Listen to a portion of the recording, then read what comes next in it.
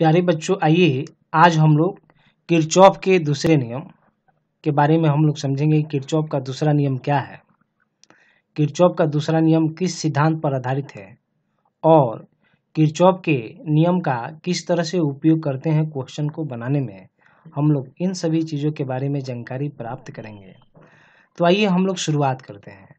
जैसा कि आप देख रहे हैं स्क्रीन पर, किरचॉफ के जो दूसरे नियम है इसको किरचॉफ का दूसरा नियम भी बोलते हैं। हम लोग किरचॉफ के पास के नियम के नाम से भी जानते हैं, जिसको इंग्लिश में हम लोग किरचॉफ लूप लॉ भी बोलते हैं, और किरचॉफ के वोल्टता नियम के नाम से भी जानते हैं, जिसे किरचॉफ वोल्टेज लॉ के नाम से भी बोलते हैं। और यह नाम ज़्यादा पॉपुलर है, जिसे केवीएल हम लोग शॉर्ट में हम लोग बोलते हैं। तो इसको स्टेटमेंट में हम लोग कथन के रूप में हम लोग बोल सकते हैं और लिख सकते हैं। प्रतिरोधकों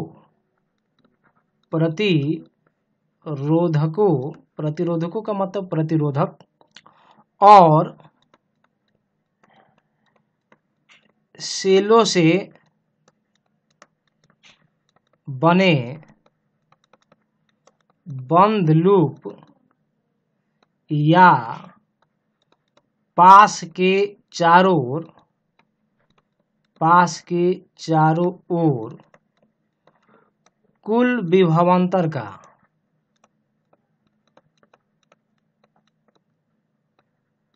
बीजीय योग शून्य होता है। यह है किरचॉफ के दूसरे नियम का स्टेटमेंट, यानी कि हम लोग बोल सकते हैं इसको कथन। मैथमेटिकली हम लोग लिख सकते हैं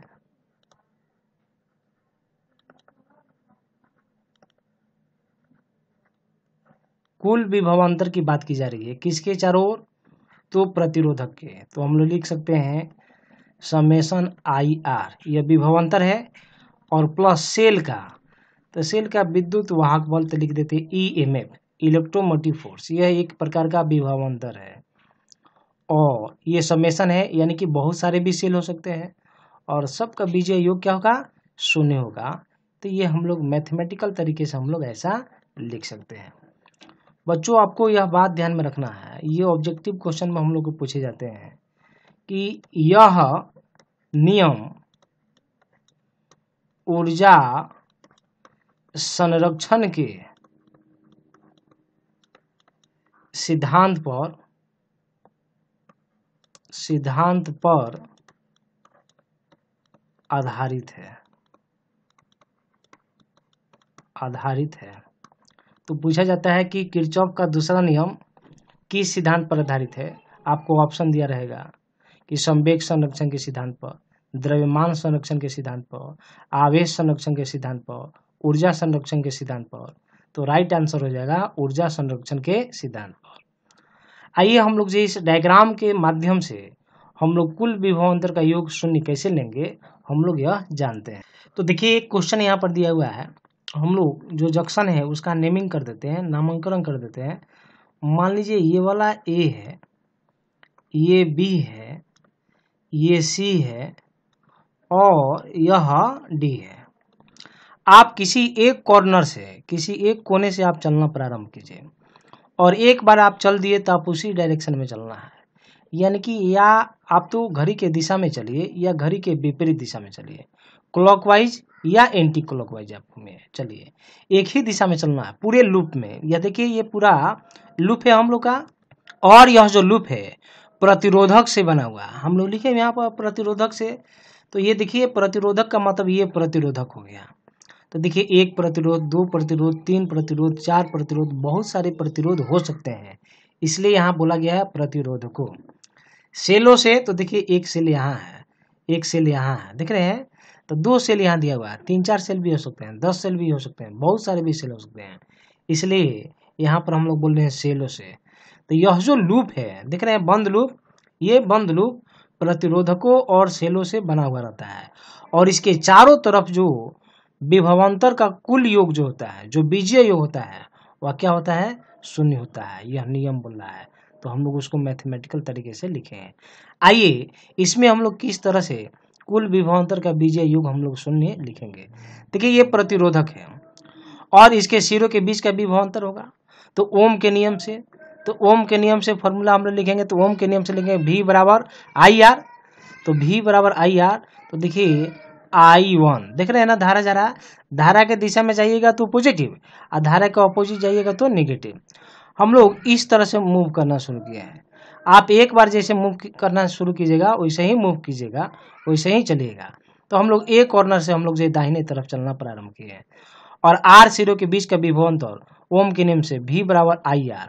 तो यहाँ पर करंट I1 है और प्रतिरोध R1 है, तो ये विभवांतर हो गया। अब इस कॉर्नर पर आते हैं। अब यहाँ पर R2 के सिरों के बीच का विभवांतर लिखते हैं। तब हम लोग लिखेंगे, देखिए धारा जिधर जा रहा है उधर ही हम लोग भी जा रहे हैं, तब पॉजिटिव लेते हैं, तो पॉजिटिव ले लिए। और R2 के सिरों के बीच के विभवांतर फिर से ओम के नियम से V बराबर आई आर। तो यहाँ लिखेंगे I2 और लिखेंगे R2। अब यहाँ अब सेल मिल गया है। अब सेल पर हम लोग देखेंगे कि पहले पॉजिटिव टर्मिनल को टच कर रहे हैं या नेगेटिव को टच किया जा रहा है। तो पहले हम लोग को पॉजिटिव टर्मिनल मिल रहा है और छोटा वाला नेगेटिव टर्मिनल है। जो भी पहले आपको प्राप्त होगा, जो भी टच में पहले आएगा, उसी का साइन देंगे हम लोग सेल के लिए। तो पहले हम लोग पॉजिटिव टर्मिनल के पास टच कर रहे हैं, इसलिए लिखेंगे प्लस और यहाँ लिखेंगे E2। अब ये E2 आ गया, फिर आगे बढ़ेंगे। अब C तक पहुंच गए। अब फिर इधर हम लोग जब घूमेंगे तो आप पाइएगा कि करंट इधर से इधर जा रहा है, इधर से इधर जा रहा है, लेकिन हम लोग इधर से इधर जा रहे हैं। तो करंट के जब ऑपोजिट डायरेक्शन में विपरीत में जाइएगा तो चिन्ह दे देंगे हम लोग माइनस। और R3 के सिरों के बीच का विभवांतर ओम के नियम से V बराबर आई आर। तो करंट है I3, तो दे दिए I3 और प्रतिरोध है R3। अब हम लोग D तक पहुंच गए। फिर हम लोग को इधर जाना है, ऊपर की तरफ जाना है, इधर जाना है। अब इधर जाएंगे तो देखेंगे कि कौन सा टर्मिनल टच कर रहे हैं। ये बड़ा वाला प्लस हो जाएगा, ये माइनस। तो पहले नेगेटिव टर्मिनल को टच कर रहे हैं, नेगेटिव टर्मिनल को टच कर रहे हैं, इसीलिए लिखेंगे हम लोग माइनस और ये हो जाएगा E1। और फिर इधर जाएंगे तो करंट के डायरेक्शन में जा रहे हैं। तो R4 प्रतिरोध के सिरों के बीच की विभवांतर, तो फिर से ओम के नियम से V बराबर आई आर। तो लिखेंगे प्लस और ये जगह I4 और ये जगह R4 और बराबर क्या जाएगा 0। इस तरह से हम लोग बंद लूप या पास के चारों ओर विभवांतरों का बीजीय योग शून्य प्राप्त कर लेते हैं।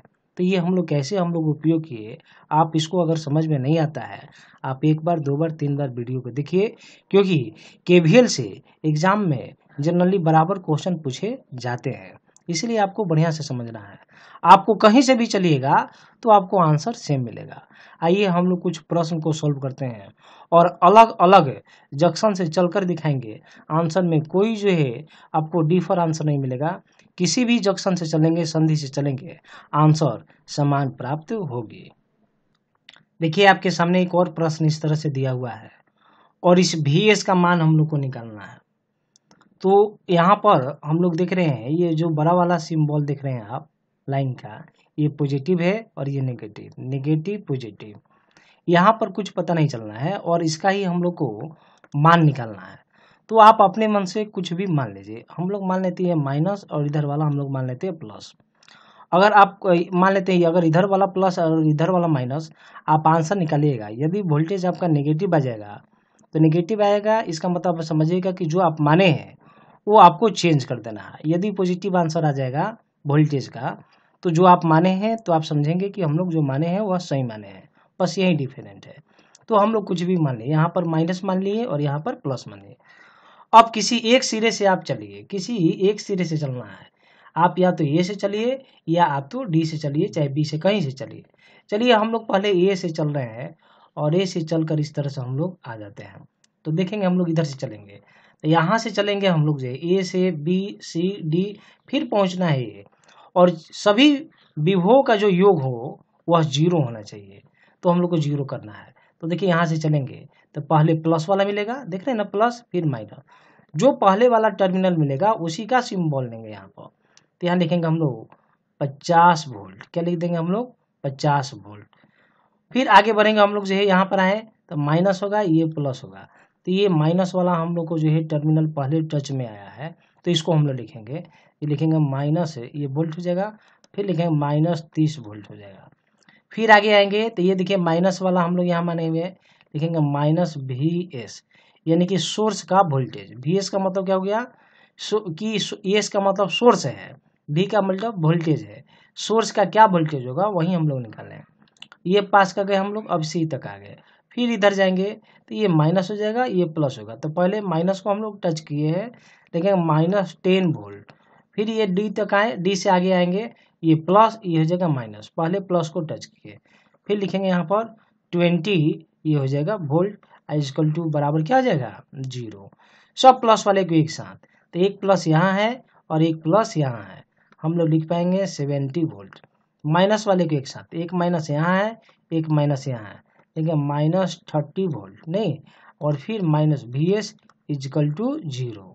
इसमें से घटाएंगे तो ये जगह 40 वोल्ट, -VS बराबर 0 होगा। इसलिए VS, इसको इधर लाइएगा तो प्लस हो जाएगा, तो ये हो जाएगा, ये देखिए 30 और +10, तो ये हो जाएगा 40, ये हो जाएगा 40 हो जाएगा। तो ये हो गया 40, यहाँ देखिए इसमें से माइनस करेंगे तो ये 30 हो जाएगा, तो ये हो गया 30। अब हम लोग इसको इधर लाएंगे, तो जब इसको इधर लाएंगे तो ये प्लस हो जाएगा, और ये वाला देखिए हम लोग इधर लिख पाएंगे, तो लिख पाएंगे 30 वोल्ट, ये हो जाएगा आंसर।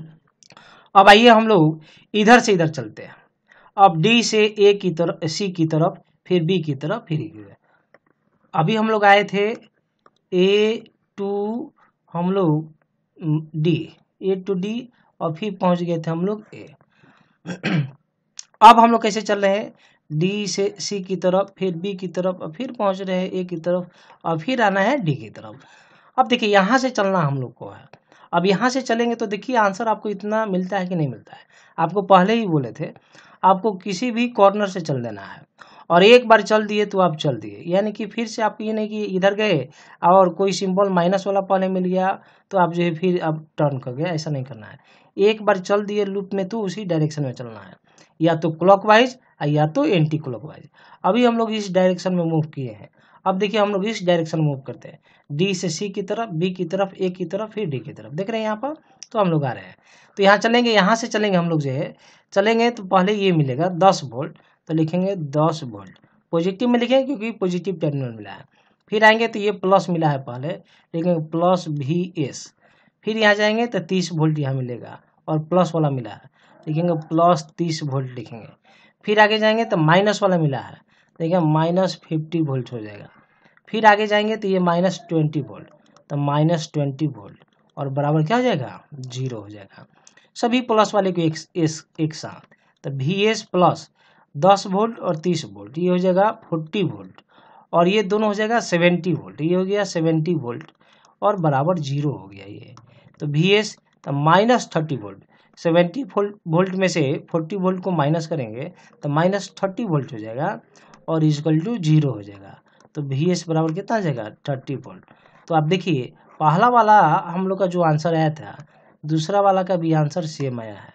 इस तरह से आप किसी भी कॉर्नर से चलेंगे आंसर में कोई डिफरेंस नहीं आएगा, आंसर सेम आएगा। देखिए आपके सामने एक और प्रश्न यहाँ दिया हुआ है, आपको इसको मान लेना है, ये जो जंक्शन है, ये जो संधि है, मान लीजिए A है, B है, C है और D है। आप कहीं से एक बार चलना प्रारंभ कीजिए। तो जनरली हम लोग ऊपर वाले कॉर्नर से चलते हैं, तो हम लोग यहाँ से चल रहे हैं। यहाँ से चलेंगे तो देखेंगे करंट के डायरेक्शन में जा रहे हैं। जब करंट के डायरेक्शन में आप जाइएगा तो विभवांतर का जो चिन्ह लीजिएगा पॉजिटिव लीजिएगा। तो इस 5 ओम के प्रतिरोध के सिरों के बीच का विभवांतर, तो हम लोग लिखेंगे यहाँ पर 2 × 5, तो विभवांतर हो जाएगा, ये हो जाएगा 10 वोल्ट। 5 × 2, V बराबर ओम के नियम से V बराबर IR, तो करंट है 2 एम्पियर और प्रतिरोध है 5 ओम, तो इस तरह से ये हो जाएगा 10 वोल्ट। अब यहाँ पर आएंगे हम लोग तो देखेंगे तो पहले मिलेगा हम लोग को पॉजिटिव टर्मिनल, फिर नेगेटिव मिलेगा, पहले जो भी आएगा उसी का हम लोग चिन्ह लिखेंगे। तो यहाँ लिखेंगे +20 वोल्ट हो जाएगा। फिर B तक पहुँच गए, फिर इधर जाएंगे तो करंट के डायरेक्शन में जा रहे हैं, और ये 1 एम्पियर है और ये 10 ओम है, तो इस तरह से विभवांतर लिखेंगे। तो दोनों को गुना करेंगे, ये हो जाएगा 10 वोल्ट। फिर यहाँ पर आएंगे तो पहले माइनस मिला है और ये प्लस है, यहाँ लिखेंगे -5 वोल्ट। फिर यहाँ आएंगे, अब देखिए करंट इधर जा रहा है, हम लोग को जाना है इधर, जाना है हम लोग को इधर। हम लोग जा कैसे रहे, ए से बी की तरफ, सी की तरफ, डी की तरफ, फिर पहुंच गए हम लोग ए की तरफ। इस लूप में हम लोग करें। अब हम लोग को यहाँ से इधर जाना है, करंट इधर जा रहा है, तो अब करंट के विपरीत दिशा में जा रहे हैं, तो यहाँ पर विभवांतर का जो चिन्ह होगा वह ऋणात्मक होगा, नेगेटिव होगा। तो कितना विभवांतर होगा, तो ओम के नियम से V बराबर IR। तो करंट है 5 और प्रतिरोध है 4 ओम, दोनों को गुना करेंगे, ये जगह -20 वोल्ट। फिर यहाँ आएंगे हम लोग जो यहाँ पर, तो पहले प्लस मिलेगा फिर बाद में माइनस, तो यहाँ लिखेंगे +40 वोल्ट हो जाएगा। फिर यहाँ पर आएंगे तो ये पहले माइनस मिलेगा फिर प्लस मिलेगा पॉजिटिव टर्म में, तो पहले माइनस मिला है, फिर लिखेंगे -5 वोल्ट। और इसका वैल्यू हम लोग को निकालना है, वोल्टेज सोर्स का वैल्यू हम लोग को निकालना है, यानी कि जो भी स्रोत यहाँ पर आरोपित किए हैं यहाँ पर, उसी का वोल्टेज निकालना है। तो पहले माइनस है फिर बाद में प्लस है, यहाँ लिखते हैं -VS। फिर करंट के डायरेक्शन में ही यहाँ पर हम लोग जा रहे हैं, तो देखिए करंट जा रहा है 2 एम्पियर और प्रतिरोध है 10 ओम, तो यहाँ पर विभवांतर हो जाएगा V बराबर IR, यानी कि प्लस लिखेंगे क्योंकि करंट के डायरेक्शन में जा रहे हैं, लिखेंगे 2 × 10 वोल्ट बराबर सब विभवों का योग क्या होना चाहिए, 0 होना चाहिए। तो इस तरह से हम लोग देखिए सबको एक लाइन में हम लोग लिखेंगे, यहाँ पर जो है सारे पॉजिटिव वाले को एक साथ, तो ये 10 वोल्ट है और 20 वोल्ट, 30 वोल्ट, 10 वोल्ट, 40 वोल्ट, सब प्लस वाले को एक साथ। 40 वोल्ट आया, 40 40 80 हो गया, और फिर ये 20 हो जाएगा, ये हो जाएगा 100 वोल्ट, यानी कि पॉजिटिव वाला विभव 100 वोल्ट। अब नेगेटिव वाला देखिए, एक यहाँ पर है, एक यहाँ है और एक यहाँ है, तो 5 + 20 25, 25 5 23, यानी कि -30 वोल्ट, और ये -VS बराबर 0। इसमें से घटाएंगे, ये हो जाएगा 70 वोल्ट -VS बराबर 0। VS को उधर ले जाइएगा तो लिख पाएंगे VS बराबर 70 वोल्ट। इस तरह से हम लोग अज्ञात जो वोल्टेज था उसका वैल्यू हम लोग निकाल लेते हैं। तो इस तरह से हम लोग किरचॉफ के दोनों नियमों के बारे में हम लोग पढ़े हैं। इसके पहले वाले वीडियो लेक्चर में हम लोगों ने किरचॉफ के प्रथम नियम के बारे में पढ़ा, और इस लेक्चर में हम लोग जो है किरचॉफ के दूसरे नियम के बारे में हम लोग पढ़े। अब जो अगला वीडियो लेक्चर होगा वह व्हीटस्टोन ब्रिज पर आधारित होगा। व्हीटस्टोन सेतु के बारे में आपको बतलाएंगे।